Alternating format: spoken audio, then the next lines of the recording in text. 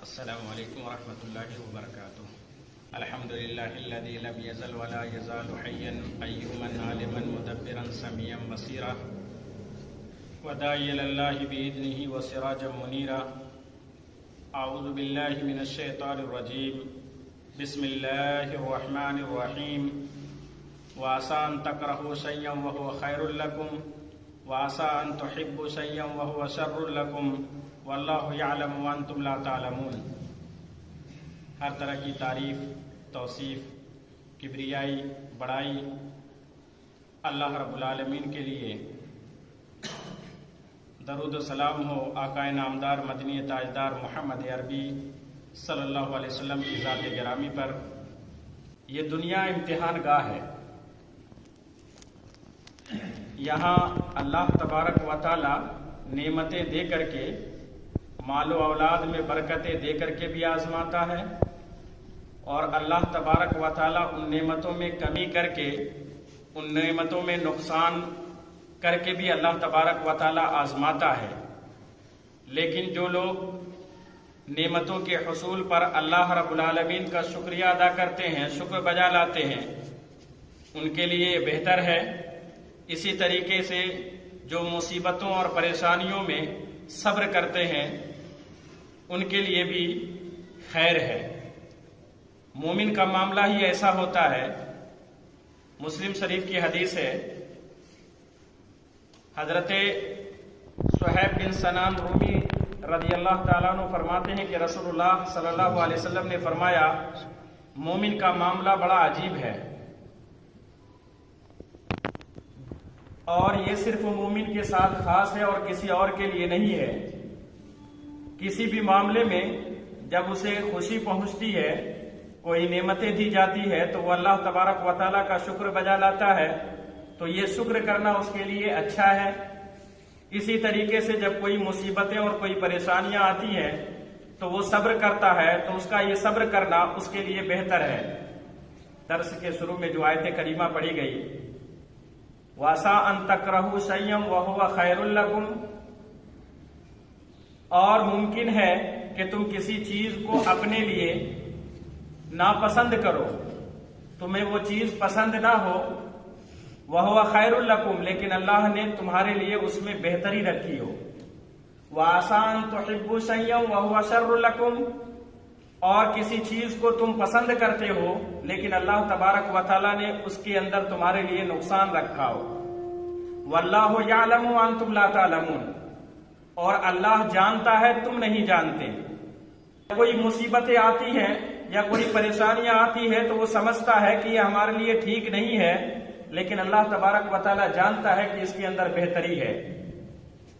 اللہ تبارک و تعالیٰ نے ایک جگہ فرمایا، اِنَّ مَعَ الْعُسْرِ يُسْرًا، بے شک سختی کے ساتھ آسانی ہے۔ تو جہاں مصیبتیں آتی ہیں، جہاں پریشانیاں آتی ہیں، ان کے دو وجہ ہوتے ہیں۔ ایک تو یہ کہ ہمارے کرتوت ایسے ہوتے ہیں، ہمارے اعمال ایسے ہوتے ہیں جس کی وجہ سے ان مصیبتوں کے اندر، ان پریشانیوں کے اندر ہمیں مبتلا کیا جاتا ہے، یا ایک یہ کہ اللہ تبارک و تعالی کسی کو کوئی مقام دینا چاہتا ہے، لیکن اللہ جانتا ہے کہ یہ عبادت کے بلبوتے پر یہ چاہے جتنی بھی نیکی کر لے اس مقام تک یہ پہنچ نہیں سکتا، تو اللہ تبارک و تعالیٰ پھر ان کو مصیبتوں میں گرفتار کرتا ہے۔ پھر بندہ جب صبر کرتا ہے تو صبر کرنے کی وجہ سے اللہ تبارک و تعالیٰ اس کو یہ اعلیٰ مقام عطا کرتا ہے آخرت میں۔ تو مومن کی شان یہ ہونی چاہیے کہ حالات جیسے بھی ہوں، معاملات جیسے بھی ہوں، ہر حال میں اللہ رب العالمین کا شکر ادا کرنا ہے، ہر حال میں اللہ رب العالمین کے لیے صبر کرنا ہے۔ اللہ تبارک و تعالیٰ نے فرمایا، وَلَنَبْلُوَنَّكُمْ بِشَيْءٍ مِّنَ الْخَوْفِ وَالْجُوعِ وَنَقْصٍ مِّنَ الْأَمْوَالِ وَالْأَنفُسِ وَالثَّمَرَاتِ وَبَشِّرِ الصَّابِرِينَ، اور ہم تمہیں آزمائیں گے خوف کے ذریعہ، ہم تمہیں مالوں میں کمی کے ذریعہ، نفسوں کے اندر کمی کے ذریعہ، نعمتوں کے اندر کمی کے ذریعہ، بھوک کے ذریعہ ہم تمہیں آزمائیں گے۔ وَبَشِّرِ الصَّابِرِينَ، لیکن خوشخبری کس کے لیے ہے؟ صبر کرنے والوں کے لیے۔ پھر اللہ تبارک و تعالیٰ نے بتایا مومن کا انداز کیا ہوتا ہے، الَّذِينَ إِذَا أَصَابَتْهُم مُّصِيبَةٌ، قالوا انا للہ وانا الیہ راجعون، کہ جب اسے کوئی مصیبت پہنچتی ہے تو وہ کہتا ہے کہ انا للہ وانا الیہ راجعون۔ اولئک علیہم صلوات من ربہم ورحمہ واولئک هم المفلحون، جو لوگ ایسے کارنامے انجام دیتے ہیں، جو لوگ ایسا کرتے ہیں، مصیبتوں میں یہ پڑتے ہیں، اللہ تبارک و تعالیٰ نے فرمایا پھر اللہ تبارک و تعالیٰ کی طرف سے ان کے لیے نوازشیں ہیں، ان کے لیے رحمت ہے، اور یہی لوگ ہدایت یافتہ ہیں۔ یہ اللہ تبارک و تعالیٰ نے فرمایا۔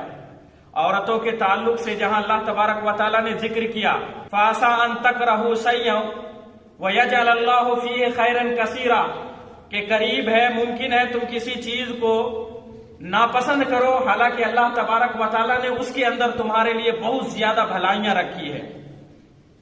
قرآن و حدیث کا آپ مطالعہ کریں تو آپ کو پتا چلے گا کہ بہت بڑی بڑی مصیبتیں، جو دنیا کی بہت بڑی مصیبتیں تھیں، اللہ تبارک و تعالیٰ نے ایسا خیر اس کے اندر سے نکالا ہے کہ دنیا دنگ رہ گئی، اور آپ اور ہم جانے تو دنگ رہ جائیں۔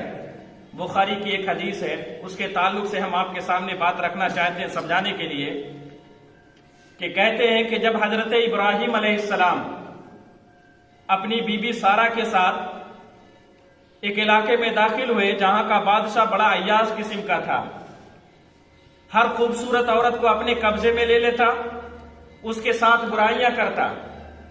جب ابراہیم علیہ السلام داخل ہوئے تو ان کے کارندوں نے بتایا کہ ایک جوڑا داخل ہوا ہے، ایک آدمی داخل ہوا ہے جس کے ساتھ ایک عورت ہے اور نہایت ہی خوبصورت ہے۔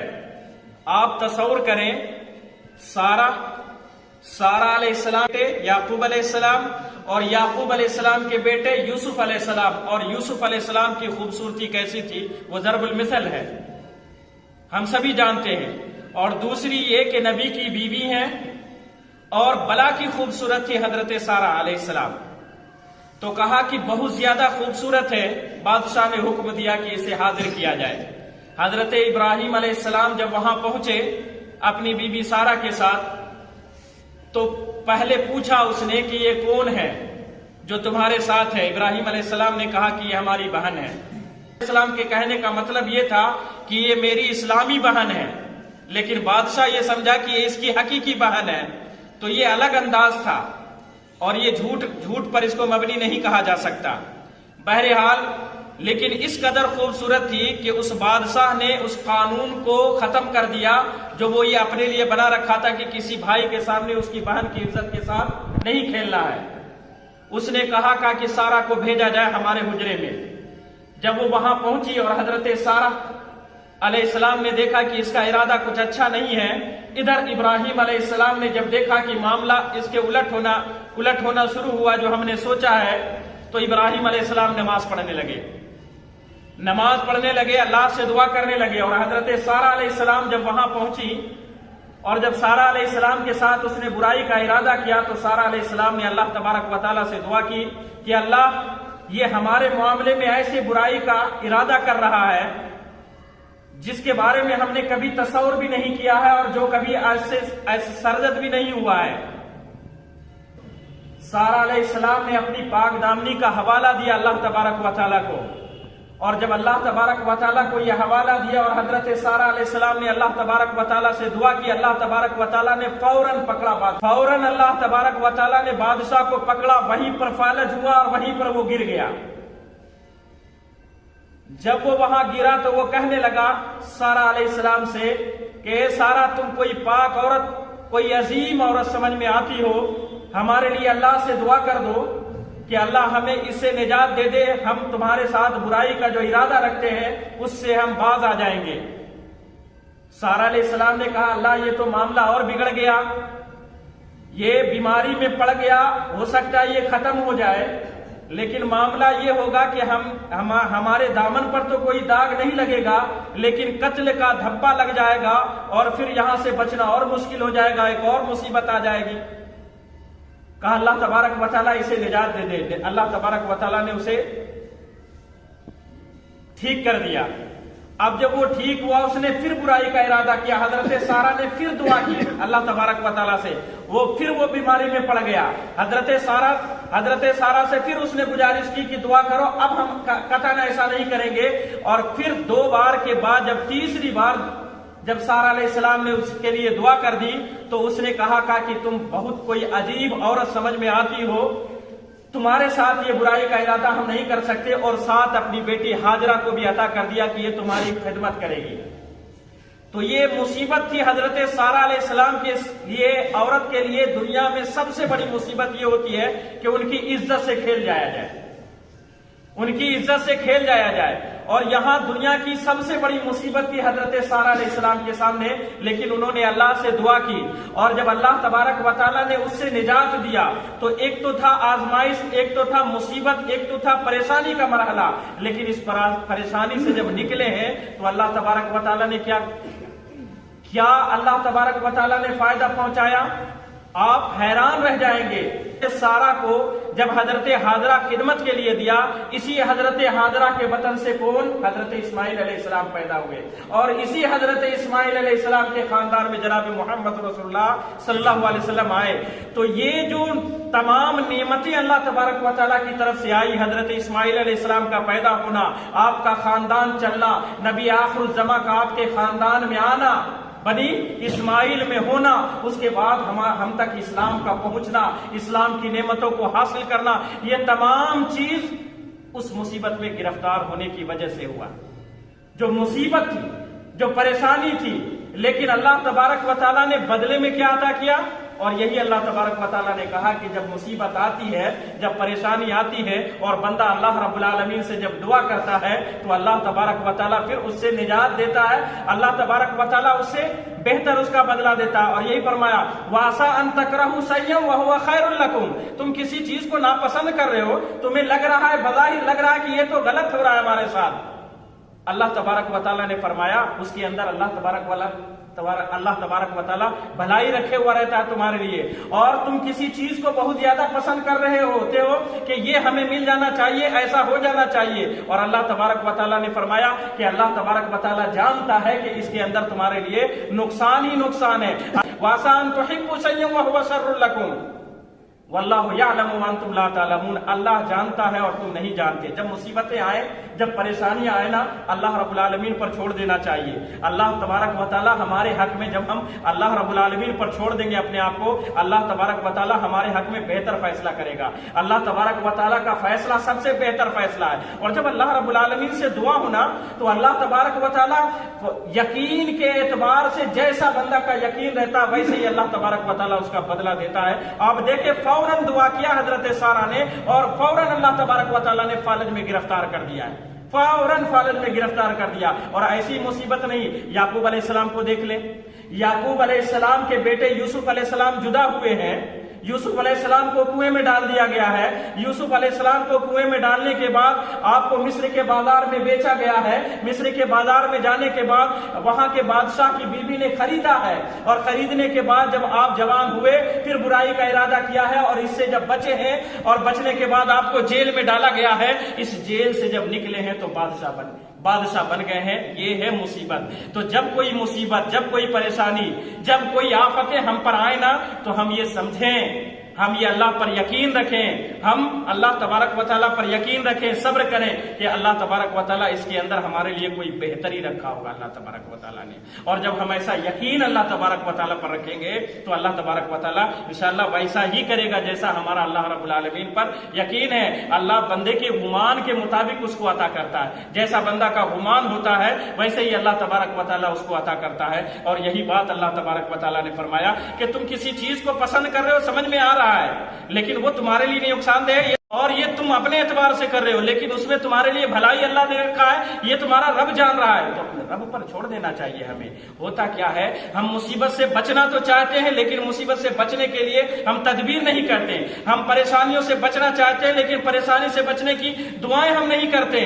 ہم جو ہے آفتوں سے، بلاؤں سے بچنا چاہتے ہیں، لیکن ان آفتوں اور بلاؤں سے بچنے کے لیے اللہ سے دعا نہیں کرتے، ہم استغفار نہیں کرتے، یا اگر مصیبتیں آ جاتی ہے تو ہم صبر نہیں کرتے، ہم بابل مچاتے ہیں، ہم جو ہے پریشان ہو جاتے ہیں، ہم جہاں تہاں بولنا شروع کر دیتے ہیں۔ ہم اس پر اگر صبر کریں تو اللہ تبارک و تعالیٰ اس کے اندر بہتر بدلہ رکھا ہے، اور اللہ تبارک و تعالیٰ اپنے بندے کو کبھی بھی رسوا نہیں کرتا، اور مومن کی تو عجب ہی شان ہے، مومن کی عجب ہی شان ہے. تو ہمیں چاہیے کہ ہر حال میں اللہ رب العالمین پر ہم بھروسہ رکھیں، اور جب کوئی مصیبت، جب کوئی پریشانی، جب کوئی تکلیف، جب کوئی آفتیں، جب کوئی بلائیں ہم پر آئیں، ہم اللہ رب العالمین کے حضور اپنے آپ کو پیش کر دے کہ اللہ تو ہی ہے جو اس میں سے خیر ہمارے لیے نکالتا ہے. اور یہ اللہ پر یقین رکھے کہ اللہ تبارک و تعالیٰ نے جو اس مصیبت میں ہمیں گرفتار کیا ہے، اللہ تبارک و تعالیٰ اس کے بعد ہمارے لیے خیر ہی خیر بنائے گا. اور آپ دیکھیں اس سے بڑا خیر اور کیا ہو سکتا ہے کہ ہم جناب محمد رسول اللہ صلی اللہ علیہ وسلم کے امتی ہیں میرے بھائیوں.